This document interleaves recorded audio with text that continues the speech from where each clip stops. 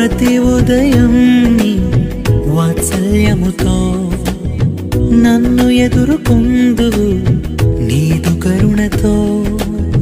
ప్రతి ఉదయం నీ వాత్సల్యముతో నన్ను ఎదుర్కొందువు నీదు కరుణతో.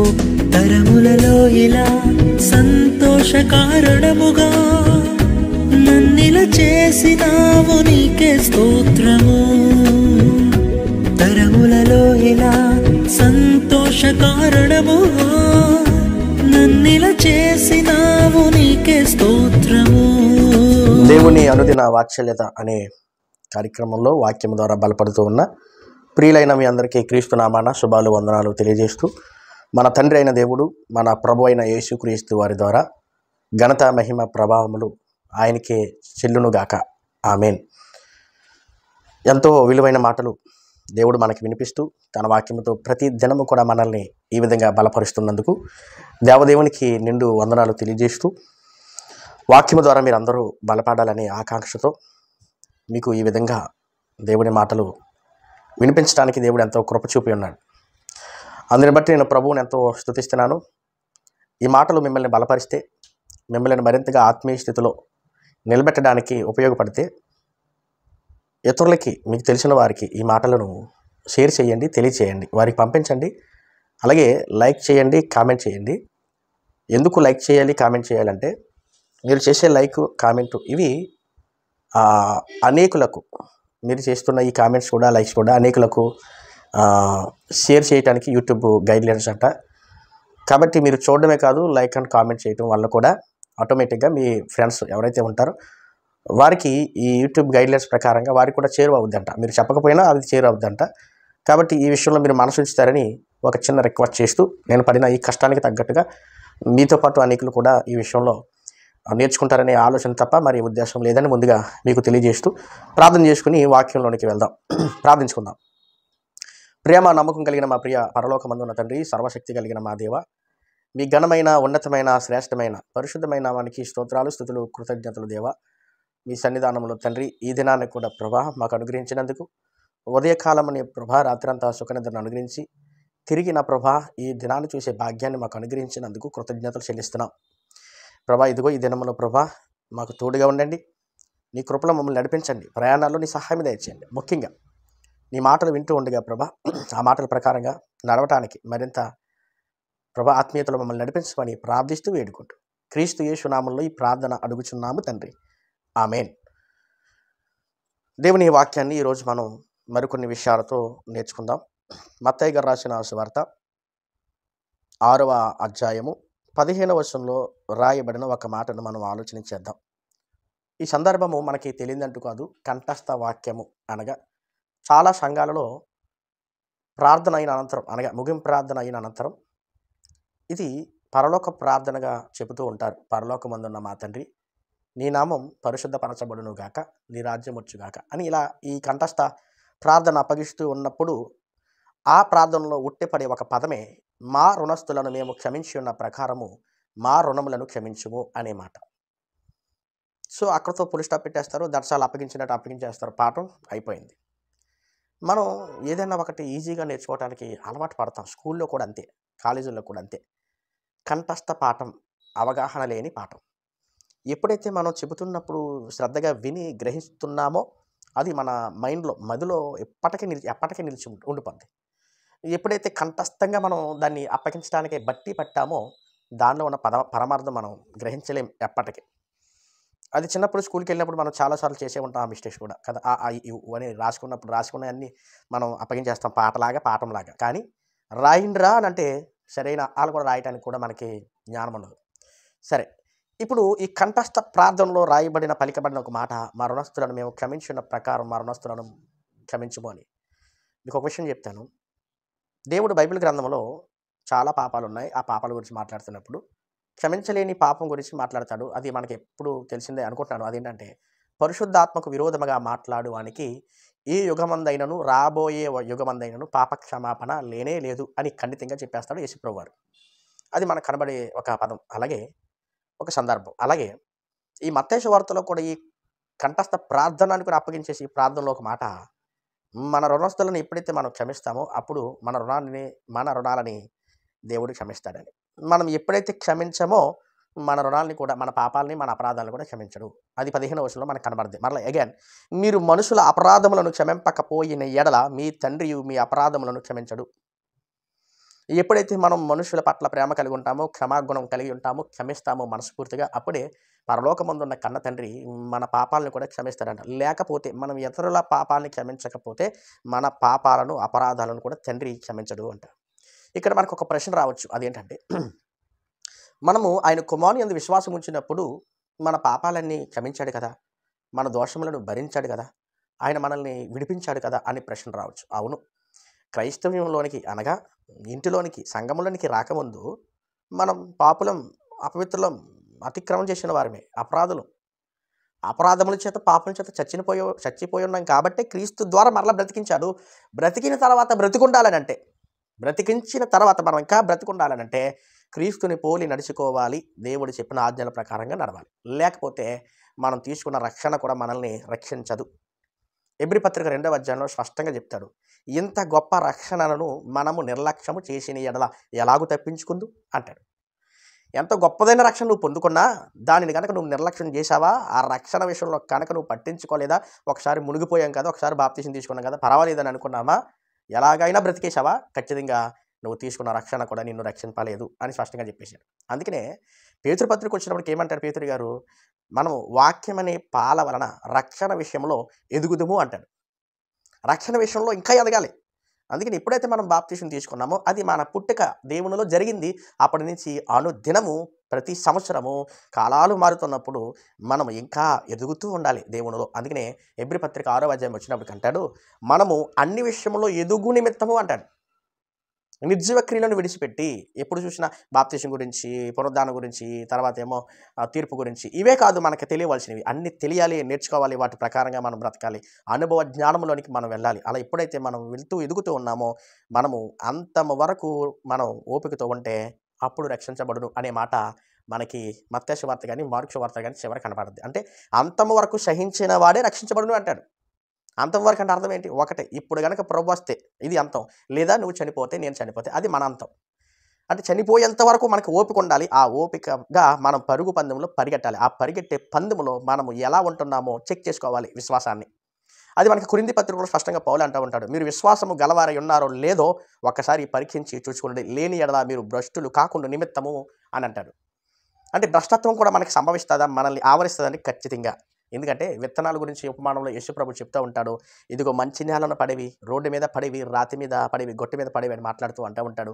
దుష్టుడు వచ్చి ఎత్తబడింది కూడా ఎత్తుకుని వెళ్ళిపోతాడు అన్నాడు. అది ఎక్కడ జరిగిద్ది అంటే సంఘంలో జరిగిద్ది. అందుకనే సంఘంలో ఎంత సీరియస్గా వాక్యం వింటామో ఆ సంఘపు గడప దాటగానే అంత అలాగే మర్చిపోతాం. ఎందుకంటే దుష్టుడు ఎత్తుకుని వెళ్ళిపోతున్నాడు. కాబట్టి దుష్టాత్మలో దుష్ట ఆలోచనలు కూడా మనం సంఘంలోకి వచ్చినా సరే మనకి ఆలోచనలు ఉంటాయి. ఆ ఆలోచన రాకుండా ఉండాలంటే మనం ఎప్పుడు వాక్యముతో పెనవేసుకోవాలి, వాక్యముతో అనుసంధానంగా మనం ఉండాలి.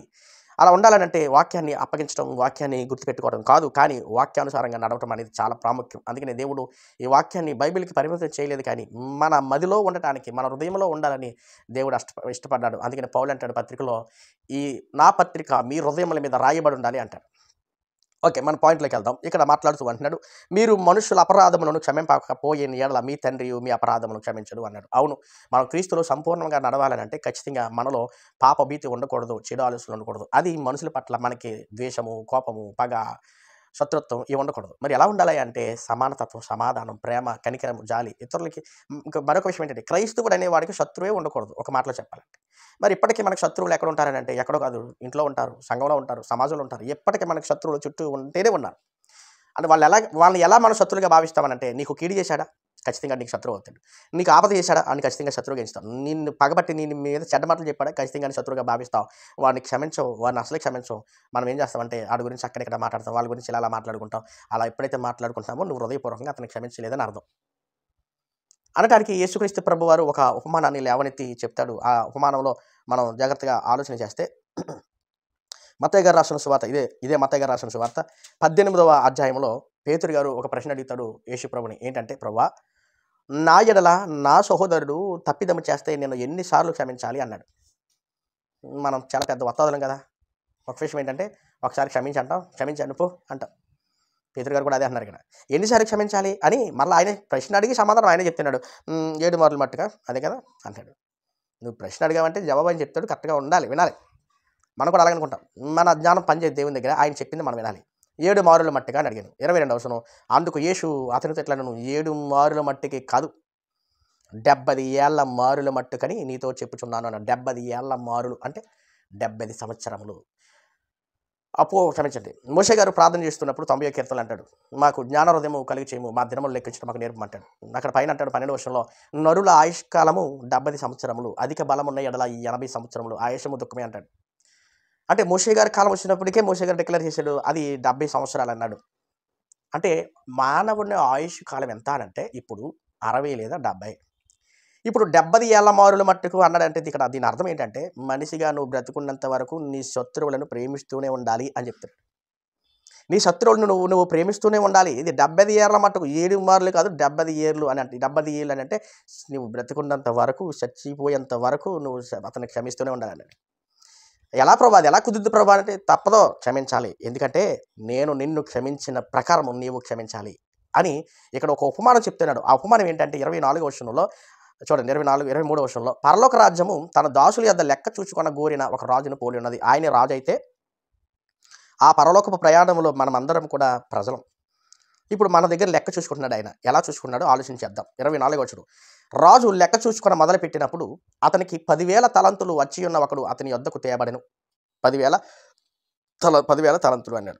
మీకు అర్థం కావడానికి ఇది కూలంకషంగా మీకు చెప్తాను. ఒక వ్యక్తికి లేదా ఒక రాజుకి లేదా ఒక మేనేజర్కి లేదా ఒక రైతుకి మనం అనుకుందాం, సరే ఒక రాజుకి ఒక వ్యక్తి తన దగ్గర పనిచేసే మంత్రి, రాజుగారి దగ్గర పనిచేసే మంత్రి ₹1,00,000 అప్పు ఉన్నాడు. అప్పు తీర్చలేక చేతులు ఎత్తేసి నా వల్ల కాదని లబోదిబో అంటుంటే రాజుగారు అన్నాడు, నువ్వు ఎలా తీరుస్తావో నాకు తెలియదు, నువ్వు తలే తాకట్టు పెట్టుకుంటావో, ఇల్లే అమ్ముతావు, నీ భార్యని బిడ్డల్ని అమ్ముకుంటావో, తాకట్టు పెడతావో నాకు తెలియదు, నా బాకీ నాకు తీర్చన్నాడు. అలా అన్నప్పుడు ఏమీ చేయలేని నిస్సహాయస్థితిలో ఉన్న ఆ మంత్రి గారు నా వల్ల కాదని చెప్పి కాళ్ళ ఎల్లా పడిపోతున్నాడు రాజుగారి దగ్గర. అప్పుడు అర్థమైంది రాజుగారికి నీ దగ్గర ఏమీ లేదని. అప్పుడు రాజుగారు ఏం చేశారంటే జాలితో కనికరంతో తీర్చలేడని తెలిసి, ఇక మీదట నీవు నాకు ₹1,00,000 ఇవ్వక్కర్లేదు అన్నాడండి. అది మనకి 27వ వచనంలో కనబడుతుంది. ఆ రాజు ఆ దాసుని యజమానుడు అతని మీద కనికరపడి వానిని విడిచిపెట్టి వాని అప్పు క్షమించెను అని రాయబడింది. ఎలా ఉంటుందండి? తీర్చలేని అప్పును తీర్చలేకపోతున్నప్పుడు చావే శరణ్యమని, బ్రతకడం కష్టమని ఉన్న సమయంలో ఆ బాకీ అంతా పోతే ఎంత ఆనందంగా ఉంటుంది కదా. ఈ మధ్యకాలంలో ఎక్కువ చూడండి, హైదరాబాద్లో ఒక న్యూస్ వచ్చింది. ఏంటంటే ఒక రియల్ ఎస్టేట్ వ్యాపారి తన బిడ్డల్ని కారులో ఎక్కించుకుని, 2 పిల్లలండి, చిన్నపిల్లలు, సుమారుగా వాళ్ళకి 9-8 సంవత్సరాలు ఉంటాయి, నాకు తెలిసిన 10-12 కూడా ఉండొచ్చు, అమ్మాయి అబ్బాయి, కారులో ఎక్కించుకుని చెరువులో కంట వెళ్ళిపోయాడు లోపలికి. చెరువులో కంట పెట్టేసిన తర్వాత చూడండి, ఆ చుట్టుపక్కల ఉన్న వాళ్ళు చూసి వెంటనే ఆ కారులో ఉన్న ముగ్గురిని, ఫాదర్ని, 2 బిడ్డల్ని రక్షించిన తర్వాత అడిగారు, ఏంటయ్యా ప్రమాదవశాత్తు నువ్వు చెరువులో పెట్టావా అని అంటే అన్నాడు, చచ్చిపోవటానికి పిల్లలతో పాటు చెరువులోకి నేనే దించాను అన్నాడు. ఎందుకయ్యా నువ్వు చనిపోవాలంటే అతను అంటున్నాడు, నేను వ్యాపారంలో రియల్ ఎస్టేట్ బిజినెస్లో నష్టపోయానండి ₹1,00,000, అది తీర్చుకోవడానికి నా దగ్గర ఏ స్తోమత లేక, ఒకవేళ నేను చచ్చిపోదాం అనుకున్నాను కానీ నేను చనిపోయిన తర్వాత నా పిల్లలు చూసేవారు ఉండరేమని అనుకుని, దిక్కులేని అనాథ పిల్లలు అయిపోతారేమని ఆ బిడ్డల్ని తీసుకుని ఆ తండ్రి చెరువులోకి చనిపోవటానికి వెళ్ళాడు. ఇలా ఎన్నెన్నో మన కళ్ళ ముందు కనబడుతూ ఉన్నాయి. అప్పు తీర్చలేక ప్రాణాలు తీసుకునేవారు. మీకు తెలుసు ఇవన్నీ కూడా. అప్పు తీర్చలేక ప్రాణాలు తీసుకునేవారు చాలామంది ఉన్నారు. అటువంటి సమయంలో నీ బాకీ అంతా పోయింది అని అనగానే ఆ వ్యక్తి పడే సంతోషం ముందు ఈ ప్రపంచం చిన్నదైపోద్దండి. ఖచ్చితంగా పట్టలేని ఆనందం, పట్టలేని సంతోషం. అలాగే ఈ దాసుడికి ఎప్పుడైతే ఆ రాజు నీ అప్పు క్షమించాను అని అనగానే ఎక్కడ లేని ఆనందపడిపోయిన తర్వాత చూడండి, ₹1,00,000 ఇవ్వాల్సి ఉంటే బాకీ తీర్చేసాడు, వద్దన్నాడే. ఇప్పుడు విషయం ఏంటంటే ₹1,000 బాకీ ఉన్నవాడు ఉన్నాడు ఈ మంత్రి గారికి. ఒక అతను ₹1,000 బాకీ, ఈ ₹1,000 బాకీ ఇవ్వాల్సిన వాడు మంత్రి కింద ఆడి దగ్గరికి వెళ్ళి అడుగుతున్నాడు, ఈ మంత్రి నాకు ₹1,000 వాళ్ళకి అతను ఏరని అడిగాడు. అతను అంటున్నాడు, అతని స్థితిని బట్టి, ఎవరి స్తోమతను బట్టి వాళ్ళకు ఉంటుంది కదండి, నా దగ్గర లేవయ్యా, నేను ఇచ్చేస్తానయ్యా రేపో మాపా అని అంటే శశేమేరా అని అంటున్నాడు ఈ మంత్రి. మరి ఏం చేయాలి అప్పుడు? అప్పటికే ఓర్చుకోండి, నేను ఇస్తానంటే ఓర్చుకోలేని ఈ మంత్రి పీక పట్టుకుని, కాలర పట్టుకుని నా ₹1,000 ఇస్తావా ఇవన్నీ గుంజుతున్నాడు. గుంజుత మీద గొంతు పట్టుకుని మరి చూడండి, కొంతమంది ఉంటారు కదా, కంఠం పట్టుకుని అడుగుతూ ఉంటారు. అలా అడుగుతున్నప్పుడు ఏమీ చేయలేని పరిస్థితిలో ఇంకేం చేస్తారండి, చట్టరీత్యా చర్యలు తీసుకుంటారు కదా. వెంటనే పోలీస్ కేసు పెట్టేశాడు. రూ. 1000 కోసం పోలీస్ కేసు పెట్టేశాడు. అలా ఎప్పుడైతే పోలీస్ కేసు పెట్టేశాడో ఈ విషయం నీ వల్ల నా వల్ల ఏం జరిగిందంటే ఇదిగో అవే ఆ రాజుగారికి చెప్పారంట. ఏమని, నువ్వు కింద పనిచేసాడే మంత్రి గారు, ఆ మంత్రి గారికి ఎవడో రూ. 1000 ఇవ్వాలంట. ఆ రూ. 1000 ఇవ్వలేదని చెప్పి వాడిని చాలా హింసలు పెట్టేసి అక్కడితో ఆకుండా పోలీస్ స్టేషన్లో తీసుకెళ్ళి కేసు కూడా ఫైల్ చేసి వాడిని లోపల ఏం చేశాడయ్యా, ఇది మీ మంత్రి గారు చేసిన పని అనగానే ఎవరక్కడని పిలిచాడు రాజు. ఆ మంత్రిని పిలుచుకురాని అన్నాడు. వచ్చాడు. రాగానే నువ్వు చేసింది ఏంటని అడిగాడు. ఏం చేశానయ్యా అని అంటే, నీకు రూ. 1000 ఇవ్వాల్సిన వాడిని నువ్వు ఏం చేసావని అడిగాడు. ఏం చేస్తానయ్యా, నాకు డబ్బులు ఇవ్వాలి కదా అన్నాడు. ఓకే, అంటే నీవు ఎంత ఇవ్వాలంటే రూ. 1000 కోసం అతను పీక పట్టుకుని గొంతు పట్టుకుని కాలర్ పట్టుకుని అతను పరువు తీసేసి అతను తీసుకెళ్లి జైల్లో పెట్టేశామనంటే నేను నిన్ను ఎంత చేయాలని అడిగాడు. ఎందుకు మనం యేసుక్రీస్తు ప్రభు వారు చెప్పి ఉండాలి 33వ వచనంలో, నేను నిన్ను దాసుడు అంటున్నాడు, యజమాని అంటున్నాడు, అంతగానే రాజు అంటున్నాడు, నేను నిన్ను కరుణించిన ప్రకారం నీవును నీ తోటి దాసుని కరుణింపవలసి ఉండేను కదా. అందుచేత వాని యజమానుడు కోపడి తనకు వచ్చి ఉన్నదంతా చెల్లించు వరకు బాధపరచు వారికి అప్పగించెను. మీలో ప్రతి వాడును తన సహోదరుని హృదయపూర్వకముగా క్షమింపని ఎడల నా పరలోకపు తండ్రి ఆ ప్రకారమే చేయుడని మీ ఎడల చేయడనెను. అంటే ఎందుకు ఈ విషయం చెప్తున్నాడంటే, ఎందుకయ్యా నన్ను క్షమించావు అని మనం యేసుప్రభుని గారిని తండ్రి గారిని అడిగితే వాళ్ళు అంటున్నారు, మిమ్ములను క్షమించిన ప్రకారం మీరును క్షమించాలి అని. కానీ మనం ఏం చేస్తాం, మన కంటులోనేమో దూలాన్ని ఇచ్చుకుంటాం, ఎదుటివాని కంటులో నలుచుని చూస్తాం. యేసుప్రభు చెప్పిన మాట కదా. అంటాడు, ఎదుటివాని కంటులో నలుచు చూడని ఎలా, నీ కంటులో దూలమని ఎంచని ఎలా. చూసారా, ఆ విచిత్రం ఏంటంటే ఎదటోడు గురించి చెప్పేసుకుంటాం గొట్టలుగా, కానీ మన గురించి మనం చెప్పుకోవడానికి మాత్రం మనసే రాదు. ఒకటి గుర్తుపెట్టుకొని ప్రియులారా, మనము ఈ ఇతరుల గురించి మాట్లాడే హక్కు మనం నమ్మికున్న బైబిల్ గ్రంథం ఇవ్వలేదు. మరొకటి, వాళ్ళని హృదయపూర్వకంగా క్షమించాలి. మీకు విషయం చెప్తాను, యేసుక్రీస్తు ప్రభులో ఉన్న ఈ క్షమాగుణం అందరిలో ఉండాలని దేవుడు కోరుకున్నాడు. ఈ క్షమాగుణం మనలో లేకపోతే క్షమించలేని పాపం చేసినట్టు. అది నేను అన్నది కాదు, అది బైబిల్ అన్నమాట. యాకోబు పత్రికలో అంటాడు, యాకోబు రాసిన పత్రిక మొదటి అధ్యాయంలో యాకోబు గారు రాసిన పత్రిక మొదటి అధ్యాయంలో రాయబడిన మాటలో, మొదటి అధ్యాయము యాకోబు పత్రిక 4వ అధ్యాయం 17వ వచనంలో, కాబట్టి మేలైనది చేయనెరుగు అలాగు చేయని వానికి పాపము కలుగును అన్నాడు. మేలైనది చేయు నెరుగు ఏంటా మేలు, ఎదుటి వాడిని క్షమించాలని. కానీ నువ్వు అలా చేయకపోతే ఇంకా నువ్వు పాపంలో ఉన్నట్టే. యేసుక్రీస్తు రక్తం కడిగింది, యేసుక్రీస్తు ప్రభు రక్తంలో కడిగింది, క్షమించింది ఎందుకో తెలుసా, నువ్వు ఇతరుల పట్ల నేను క్షమించిన ప్రకారంగా ఉంటావని. కానీ మనం ఎలా ఉన్నాం చెప్పండి, మనం ఎలా ఉన్నాం, ప్రేమ కలిగి ఉంటున్నావా, మన శత్రువులను ప్రేమిస్తున్నావా, మన పగవారిని క్షమిస్తున్నావా చెప్పండి, క్షమించట్లేదు. అందుకే లోక సువార్తలో 6వ అధ్యాయంలో యేసుక్రీస్తు ప్రభువారు అన్నమాట మనం చదవగలిగితే అక్కడ అంటున్నాడు, లోక సువార్త 6వ అధ్యాయం 35వ వచనంలో అంటున్నాడు, మీరైతే ఎట్టి వారిని గూర్చైనను నిరాశ చేసుకొనక మీ శత్రువులను ప్రేమించుడి. తర్వాత మేలు చేయుడి, అప్పు ఇయ్యుడి, అప్పుడు మీ ఫలము గొప్పదయ్యుండును, మీరు సర్వోన్నతుని కుమారులయుందురు. ఆయన కృతజ్ఞత లేని వారి ఎడలను దుష్టుల ఎడలను ఉపకారి అయి ఉన్నాడు. కాబట్టి మీరు కూడా మీ తండ్రి కనికరము గలవాడై ఉన్నట్టు మీరును ఇతరుల పట్ల కనికరము గలవారై ఉండండి అని కిందకు వచ్చినప్పటికీ అన్నాడు, క్షమించుడి అప్పుడు మీరు క్షమించబడుదురు అన్నాడు. చూడండి, క్షమించాలి అప్పుడు మనకు క్షమాపణ వస్తుంది. అందుకనే మన రుణస్తులను చూడండి, మా రుణస్తులను మేము క్షమించి ఉన్న ప్రకారము దేవా మా రుణములను క్షమించవా అడగాలి. కానీ ఆశ్చర్యం చెప్పిన, మన రుణస్తులు ఎవరో మనకు తెలియదు, మన రుణములు ఆయన ఎలా క్షమిస్తాడో మనకు తెలియదు. అలా బ్రతికేస్తున్నాం. మన అపరాధములు చూడండి, ఇతరుల అపరాధములు మనం క్షమించం, మన అపరాధం క్షమించమని అడుగుతాం. దేవుణ్ణి మనం అడిగే ముందు ఇతరుల పట్ల క్షమించమని ప్రభువుని అడుగుతున్నామా చెప్పండి. శత్రువుల కోసం, విరోధుల కోసం, నిందించేవారి కోసం, శపించేవారి కోసం ప్రార్థన చేస్తున్నామా? లేదండి, ప్రార్థన చేయమని క్షమించమని హృదయపూర్వకం ఆలోచన చేయండి. సుంకరి అలాగే పరిచయుడు చేసే ప్రార్థనలా చేస్తాం మనం చాలామంది. అందుకనే చెప్తున్నాడు ఉపమాన యేసుప్రభు, ఈ పక్కన ఉన్న సుంకరి వల్ల ఈ పక్కన ఉన్న సుంకరి వల్ల అంటే అర్థం ఏంటి, ఈ పాపి అయిన వాని వలె నేను లేనందుకు నీ కృతజ్ఞతలు అన్నట్టు చేస్తాం మనం. వద్దు, అటువంటి ప్రార్థన చేయకూడదు. మనం అందరినీ క్షమించగలిగే మనసుతో ఉండాలి, అలాగే ప్రార్థించాలి. కాబట్టి మనం కొన్ని విషయాలు మనం ఆలోచన చేయగలిగితే బైబిల్ గ్రంథంలో పాత నిబంధన పుస్తకాల్లో మనకి మోసగించిన అన్నలు, సహోదరుల గురించి యేసేపు జీవితం మనకు కనబడుద్ది. యేసేపు ఏ తప్పు చేయలేదు, ఏ నేరము చేయలేదు.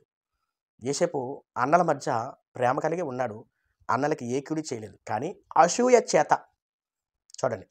చేత గొప్ప పేరు వచ్చింది నాన్న దగ్గరని భరించలేని అన్నలు తమ్ముడి మీద పగపట్టి ఎలాగైనా చంపేసి నాన్న దగ్గర క్రెడిట్ కొట్టేద్దామని చెప్పేసి అన్నలు అనుకున్నారు. అనుకోవటమే తరువాయి గోతులో పడేశారు. గోతులో పడేసిన తర్వాత ఎలాగో చచ్చిపోతాడు అనుకున్నారు. కానీ అందులో కన్నయ్య అన్నాడు, "రాడు గోతులో ఉంటాం ఎందుకంటే" పైకి తీశాడు. తీసిన తర్వాత అట్లా వెళ్తున్న మిద్యానీయులకి లేదా ఇష్మాయిలీయులకి అమ్మేశారు. అక్కడితో ఆగారా? నీ కొడుకు యోసేపు చచ్చిపోయాడని ఆ వస్త్రాలన్నీ పట్టుకొచ్చి తండ్రికి చూపించారు. ఆ తండ్రి ఏడుస్తూ ఉన్నాడు, "అయ్యో, అడవి జంతువు నా కొడుకుని తినేసి చంపేసిందని." చూడండి ఆశ్చర్యం. ఎంత కీడు చేశారో యోసేపు మర్చిపోతాడా?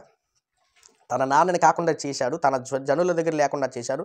ఎక్కడెక్కడికో అమ్మేసుకుంటే అలా అలా తిరిగి చివరికి యోసేపు ఐగుప్తు దేశం మీద దేవుని కృపను బట్టి రాజు అయ్యాడు. రాజు ఒకటి మట్టు పెట్టండి, అన్నలందరినీ కూడా దేవుడు అక్కడికి రప్పించాడు. రప్పించినప్పుడు ఎలా ఉంటుందండి వీళ్ళకి? ఒక సందర్భంలో చెప్పేసుకున్నాడు యోసేపు, "మీరు కీడు చేసి తోలివేసి అమ్మేసుకున్నారే తమ్ముడు యోసేపు, ఆ యోసేపు నేనని గుర్తుపెట్టాడు." గుర్తుపెట్టి యోసేపు అయితే ఏడ్చేస్తున్నారండి వాళ్ళు చూడగానే. వీళ్ళకి గుండె దడ, అరే వీరికి చేసిన పని విషయంలో వీడి చేతిలోకి చిక్కాంరా, ఒక్కొక్కడి పని చెప్తాడని. అయితే యాకోబు గారు ఉన్నంతసేపు వాళ్ళకి యాకోబు గారు బ్రతుకున్నంత వరకు ఏమీ చేయలేదు యోసేపు. ఎప్పుడైతే యాకోబు గారు చనిపోయిన తర్వాత మరలా వీళ్ళకి టెన్షన్ పట్టుకుంది. అందుకని మనం ఆదికాండము 50వ అధ్యాయము 15వ వచనం నుంచి చూడగలిగితే, యోసేపు సహోదరులు తమ తండ్రి మృతి పొందుట చూచి, ఒకవేళ యోసేపు మనయందు పగబట్టి మన మతానికి చేసిన కీడంతటి చెప్పిన మనకు నిశ్చయముగా కీడు జరిగించును అనుకుని యోసేపునకు ఇలా వర్తమానం పంపారంట, "తమ్ముడు, మీ నాన్న మా నాన్న చావక మునుపు బ్రతుకున్నప్పుడు ఏం చెప్పాడో నీకు తెలుసు కదా." 17వ వచనం ఏమన్నాడు?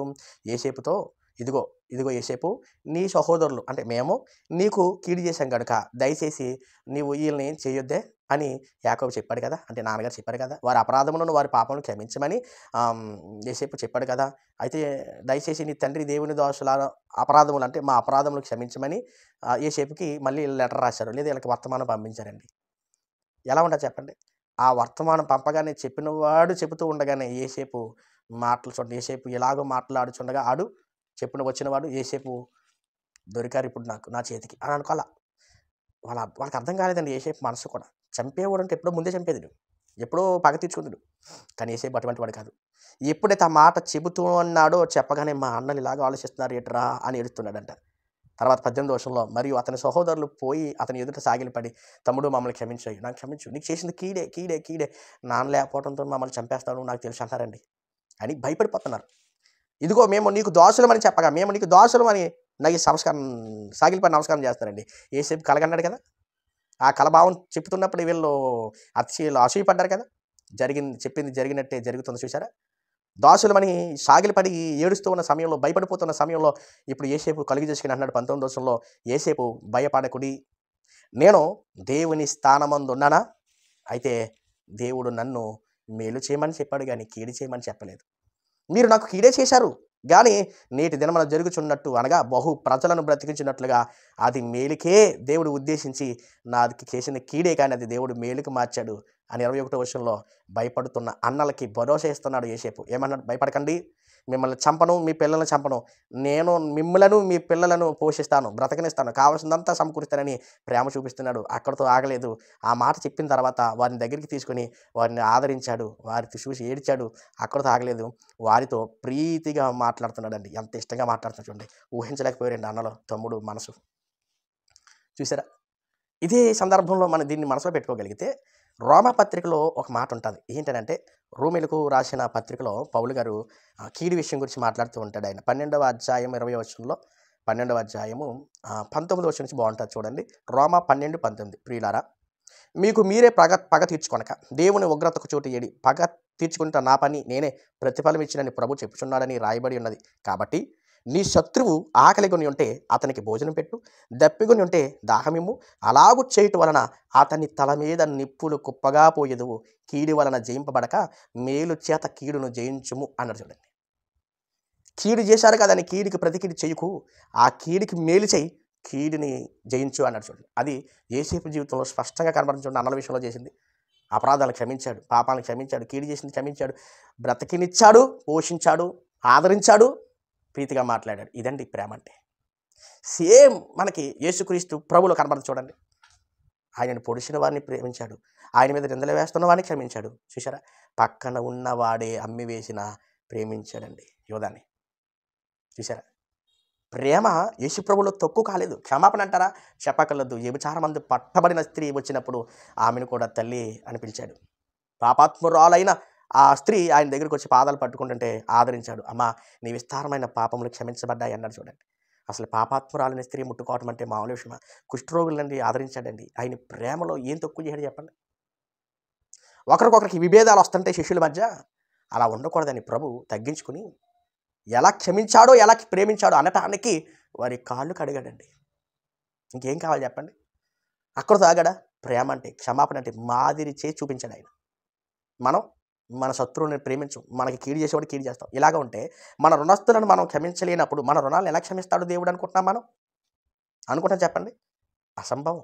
అందుకనే మరికొన్ని మాటలు బైబిల్ గ్రంథంలో ఉన్న మాటలు వచనాలు వాక్యాలు మనం చూడగలిగితే కొలస్సీలకు రాసిన పత్రిక 3వ అధ్యాయము 12వ వచనంలో అన్నాడు, కాగా చూడండి, దేవుని చేత ఏర్పరచబడిన వారును అంటే మనము పరిశుద్ధులను ప్రియులైన వారికి తగినట్లుగా సంఘములో, సమాజంలో, కుటుంబంలో మీరు జాలిగల మనసును, దయాళుత్వమును, వినయమును, సాత్వికమును, దీర్ఘశాంతమును ధరించుకోండి అన్నాడు. చూడండి, మనం సంఘానికి వెళ్తున్నప్పుడు, సమాజంలోకి వెళ్తున్నప్పుడు మంచి మంచి బట్టలు ధరించుకుంటాం. ఆశ్చర్యం ఏంటంటే అవి ధరించుకోవాలని మనకు తెలుసు, కానీ క్రైస్తవుడిగా ఇవి ధరించుకోవాలి, ఇవి కలిగి ఉండాలని మాత్రం మనకు తెలియట్లేదు. కంఠస్థ వాక్యాలు మనం చెప్పక్కర్లేదు, అవలేలాగా చెప్తాం. కానీ ఇక్కడ అన్నాడు, జాలిగల మనసు, దయాళత్వం, వినయం, సాత్వికం, దీర్ఘశాంతం ధరించుకోండి అని. 13వ వచనం, ఎవడైనను తనకు హాని చేసిన నీ ఒకడు అనుకుని నీ ఎడల, ఎవడైనా మీకు అన్యాయం చేసాడు అనుకున్నారా? అనుకుని నీ ఎడల ఒకరినొకడు సహించుచు ఒకరినొకడు క్షమించుడి, ప్రభువు మిమ్మును క్షమించులాగున మీరును క్షమించుడి అన్నాడు. చూడండి, ఎవరైనా మనకు అన్యాయం తలపెట్టారా, మీరు చేయవలసింది ఒక్కటే, ఆ వ్యక్తిని క్షమించండి. అబ్బా, ఏంటండి మనసు? మనం వాళ్ళ గురించి ప్రార్థన చేయాలి, ప్రభా తెలియచేస్తాను, వారితో మాట్లాడు ప్రభా అని హృదయపూర్వకంగా క్షమించాలంటండి. ఒకవేళ అలా క్షమించలేదా, ఖచ్చితంగా మన రుణాలను ఆయన క్షమించడు, మన పాపాలను క్షమించడు. ఏమి విత్తుదువో అదే కోస్తావు అనేసాడు దేవుడు స్పష్టంగా. ఇంకా కొన్ని మాటలు చూద్దాం. ఎఫెసీయులకు రాసిన పత్రిక 4వ అధ్యాయంలో, ఎఫెసీయులకు రాసిన పత్రిక 4వ అధ్యాయం 32వ వచనంలో మాట్లాడుతూ అన్నాడు. 4వ అధ్యాయం 32వ వచనంలో, ఒకని ఎడల ఒకడు దయగలిగి కరుణాహృదయులై క్రీస్తునందు దేవుడు మిమ్మును క్షమించిన ప్రకారము, క్రీస్తునందు, క్రీస్తు ద్వారా, క్రీస్తుని బట్టి దేవుడు మిమ్మును క్షమించిన ప్రకారము మీరును ఒకరినొకరు క్షమించుడి, మీరును ఒకరినొకరు క్షమించండి. అప్పుడు పరలోకమందున్న తండ్రి మీ రుణములను క్షమించును, మీ అపరాధములను క్షమించును, లేని ఎడల ఆయన క్షమింపడు అన్నట్టు. చూసారా?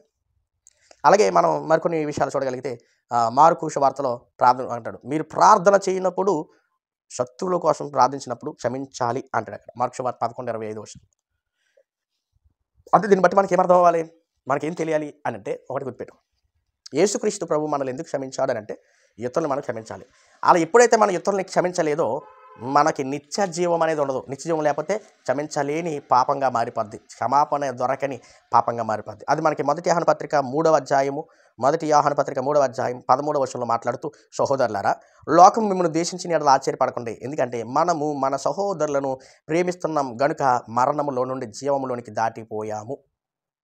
ప్రేమించడం అంటే క్షమించాము, క్షమించి ప్రేమించాము కాబట్టి మనం జీవంలోనికి దాటేశాం. తర్వాత 15వ వచనంలో, తన సహోదరుని ద్వేషించే వాడు నరహంతకుడు అవుతాడు, ప్రేమించని క్షమించని వాడు నరహంతకుడు అవుతాడు, ఏ నరహంతకుని యందును నిత్య జీవం ఉండదని ఎరుగుదుము అన్నాడు. చూడండి, కాబట్టి ప్రియులారా, మనల్ని అలాగైతే క్షమించాడు, మనం కూడా ఇతరులను క్షమించాలి.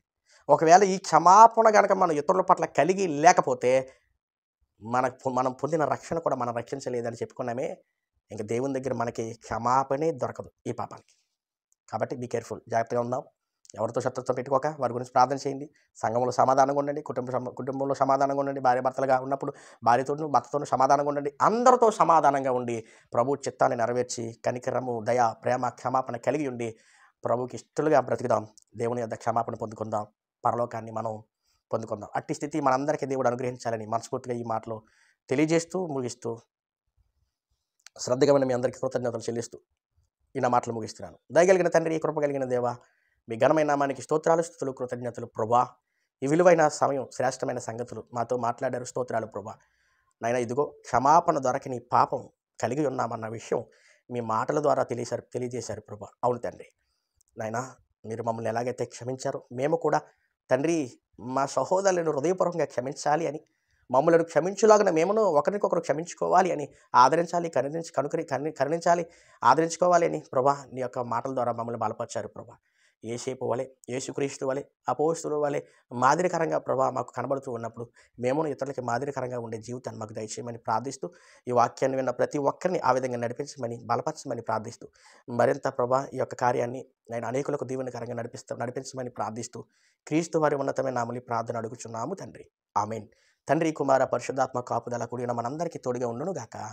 ఆమేన్, ఆమేన్, ఆమేన్.